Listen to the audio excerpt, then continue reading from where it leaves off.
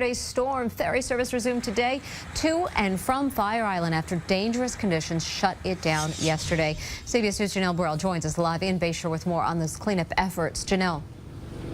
Well, Mary, ferry service back in service from Bayshore to Fire Island, but that is not the case for all of the ferry companies. Take a look at this dock. Yesterday, if you can imagine, the water levels almost spilled over the dock. Extremely dangerous, according to the ferry operators here. And on Fire Island, the conditions much worse. Even longtime residents say it was unusual.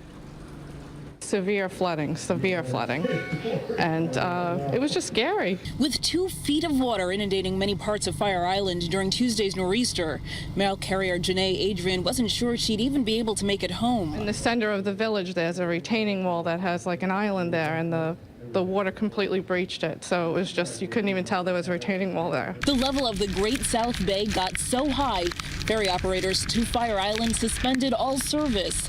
Even longtime Fire Island residents like Joy Rideout couldn't make it off the island until this morning. The bay came over and it getting deeper and deeper. This morning it's still about 6 to 7 inches. We had a gust recorded upstairs of 55 miles an hour, and the tide was at least 3 feet above normal. Tim Mooney, president of Fire Island Ferries that operates out of Bayshore, Long Island, says the conditions were just too dangerous to risk. It would have been over the top of the boots of most people coming over, so it would have been very difficult for them to move around and to be safe on that side as well. Much of that water receded overnight, but not before affecting many across the tri-state area.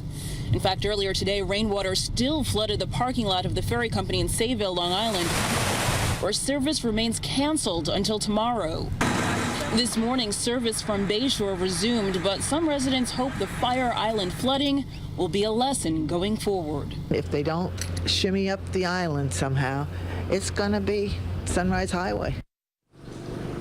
Now, there are currently about 400 people on Fire Island. Only people with permits, though, have cars, so very few were able to get off of the island yesterday. Certainly thankful that ferry service has resumed. For now, we are live in Bayshore, Long Island. Janelle Burrell, CBS 2 News.